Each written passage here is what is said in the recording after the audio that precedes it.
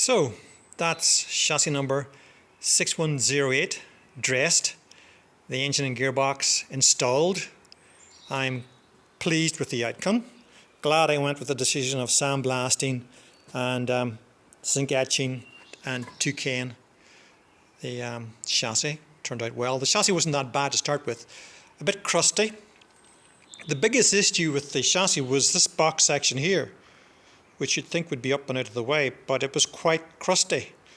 And so I've cleaned that all out and wax injected it, and it should be good for another 40 years. My wheels, I painted them with a Mercedes colour. It's colour code 744, and so I based it in the 744 and then a 2-pack clear over the top of it to protect it and give it a bit of bling. So happy with those. I went with 225s on the back because they're easier got and easier matched up with the tread on the front, and I think they look fine. Their proportions, they don't look as bulky as the 235, so I'm happy with those. What else to tell you? Like I say, engine and all's in. It's great to be able to work on it this way with everything so easy got at.